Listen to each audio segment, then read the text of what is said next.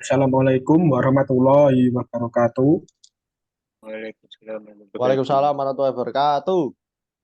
Di sini kelompok kami akan mempresentasikan tugas dari mata kuliah cloud computing atau komputasi awan yang di, di Rumah dosen Bu Fatifah. Di sini kelompok kami membahas tentang layanan aplikasi SASS Dropbox. Sebelumnya, perkenalkan anggota dari kelompok kami. Next. Itu di sini ada saya Rangga Setianto, NIM 20215303. Ya, ada Muhammad Hanif Maulana, NIM 008.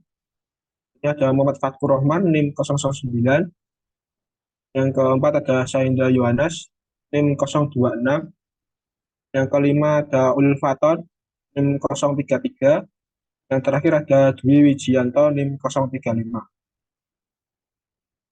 Nah, masuk ke dalam latar belakang. Dalam dunia penyimpanan data digital berbasis cloud, Dropbox menjadi solusi unggul yang tidak hanya menyediakan penyimpanan, tapi juga memungkinkan sinkronisasi data antar perangkat yang menggunakan layanan ini. Keamanan data menjadi fokus utama dan pengguna Dropbox dapat dengan mudah menjaga integritas dan keamanan file. Sistem backup yang berintegritas memungkinkan pengguna untuk mengakses data dari berbagai perangkat, memberikan fleksibilitas yang sangat dihargai.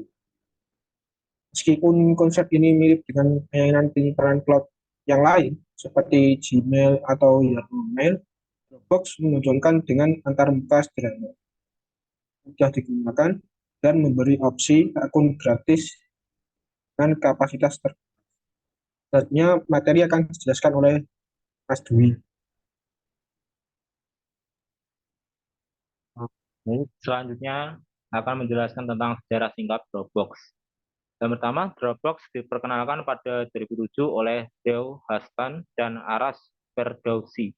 Telah tumbuh menjadi pemimpin penyimpan cloud. Didirikan untuk menggantikan USB flash disk. Dropbox menyediakan fitur inovatif seperti unggah otomatis foto dan video dari berbagai perangkat. Melalui kolaborasi dengan Facebook dan akuisisi perusahaan seperti Snapjoy dan Mailbox, Dropbox terus berkembang mencapai 100 juta pengguna pada 2012. Selain menyediakan tempat penyimpanan, Dropbox menonjol dengan sinkronisasi otomatis, keamanan tinggi, dan fitur kolaborasi, serta menjadikannya pilihan unggul untuk individu yang dinamis dan bisnis yang membutuhkan solusi penyimpanan cloud handal. Next. Berikutnya adalah manfaat Dropbox. Yang pertama, mudah untuk diakses dari mana saja. Dropbox dapat diakses melalui web browser tanpa perlu instalasi lokal. Ini berarti pengguna dapat mengakses Dropbox dari mana saja, selama mereka memiliki koneksi internet. Hal ini sangat bermanfaat bagi pengguna yang sering berpergian atau bekerja dari jarak jauh. Dan berikutnya, fungsi kolaborasi real time. Dropbox memungkinkan beberapa pengguna untuk bekerja pada file yang sama secara bersamaan. Perubahan yang dilakukan oleh satu pengguna akan terlihat secara real time oleh pengguna lain. Hal ini sangat bermanfaat untuk kolaborasi tim yang efektif. Next. Yang berikutnya adalah pembayaran otomatis. Dropbox selalu diperbarui dengan fitur-fitur baru. Pembayaran ini dilakukan secara otomatis sehingga pengguna tidak perlu khawatir untuk melakukan pembayaran manual. Hal ini memastikan pengguna selalu memiliki versi Dropbox terbaru dengan fitur-fitur terkini. Yang berikutnya, manfaat penyimpanan di cloud. File-file Dropbox disimpan di cloud sehingga pengguna dapat mengaksesnya dari berbagai perangkat. Hal ini membuat kolaborasi dan sinkronisasi file lebih mudah. Yang berikutnya, manfaat keamanan dan pemulihan data. Dropbox menggunakan enkripsi untuk melindungi file-file pengguna. Selain itu, Dropbox juga menawarkan fitur pemulihan data sehingga pengguna dapat memulihkan file yang terhapus atau rusak. Selanjutnya akan dijelaskan oleh Hanif. Ya, yaitu selanjutnya tentang manfaat Dropbox yang selanjutnya yaitu berbagi dan mengundang kolaborator. Dropbox memudahkan pengguna untuk berbagi file dengan orang lain. Pengguna juga dapat memberikan tautan ke file atau mengundang orang lain untuk bergabung dengan folder bersama. Hal ini sangat bermanfaat untuk kolaborasi dengan tim atau pihak terkait. Selanjutnya itu integrasi data. Dropbox dapat diintegrasikan dengan berbagai alat dan layanan yang lain. Hal ini memungkinkan pengguna untuk mensinkronkan dan menghubungkan alur kerja mereka dengan mudah. Selanjutnya yaitu biaya operasional dan infrastruktur pengguna. Biaya operasional dan infrastruktur. Penggunaan Dropbox tidak perlu khawatir tentang biaya operasional dan infrastruktur, karena semuanya telah diatur oleh Dropbox sendiri. Hal ini dapat mengurangi beban administratif bagi organisasi. Nah, selanjutnya yaitu langkah-langkah dalam penggunaan Dropbox. Yaitu yang pertama adalah kita harus punya akun, karena kalau tidak punya akun, kita tidak bisa pakai yang namanya Dropbox. Terus selanjutnya yaitu menginstal. Nah, selain kita punya akun, kita harus juga menginstal Dropbox tersebut. Karena kalau tidak ada aplikasi Dropbox, bagaimana kita untuk memanfaatkan Dropbox tersebut? Nah, selanjutnya akan dibacakan oleh teman saya yaitu Sada. Sebenarnya ada langkah-langkah penggunaan Dropbox. Yang pertama ada buat akun. Pertama-tama untuk menggunakan aplikasi Dropbox perlu membuat akun dengan cara mengunjungi situs web Dropbox tersebut, kemudian klik tombol sign up atau registrasi, kemudian install aplikasi Dropbox tersebut. Setelah melakukan pendaftaran akun, langkah selanjutnya mengunduh dan menginstalasi aplikasi Dropbox pada perangkat. Pada poin ketiga, masuk pada akun Dropbox.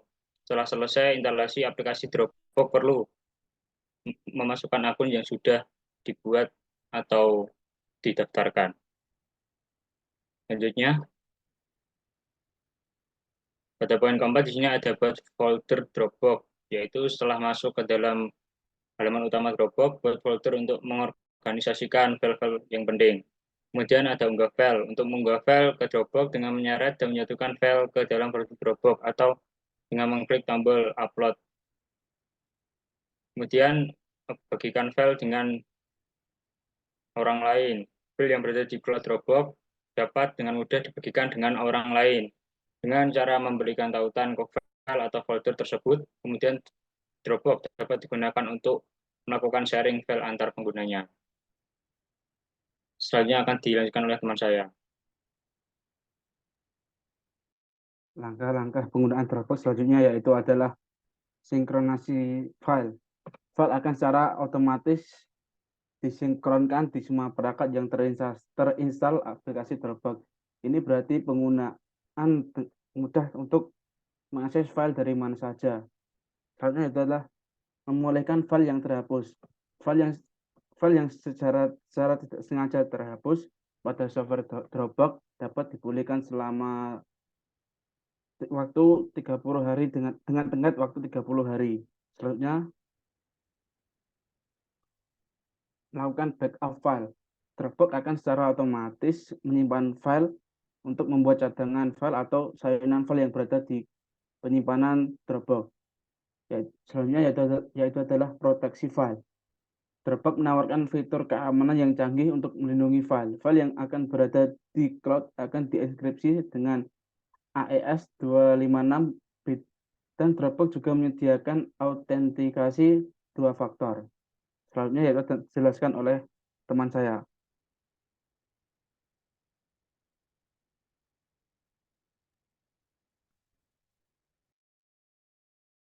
Adalah kesimpulan. Kesimpulan yang dapat kami simpulkan dari Dropbox ini yaitu fungsi dasarnya sebagai penyimpanan cloud. Dropbox juga tambahan yang memudahkan aktivitas sehari-hari dengan unggah otomatis dari perangkat seluler dan kemampuan berbagi file dengan mudah melalui tautan perluas platform kolaborasi yang efisien.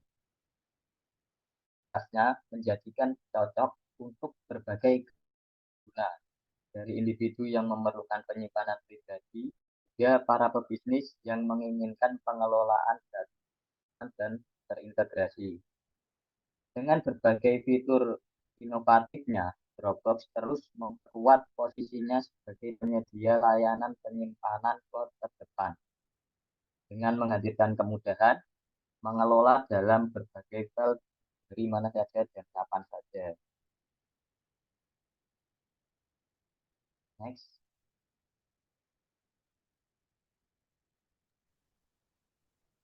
Demikianlah yang dapat kami sampaikan mengenai presentasi Dropbox. Jika ada kekurangan atau kesalahan, kami mohon maaf yang sebesar-besarnya dan juga semoga yang kami sampaikan dapat bermanfaat. Terima kasih. Wassalamualaikum warahmatullahi wabarakatuh. Waalaikumsalam. Waalaikumsalam warahmatullahi wabarakatuh.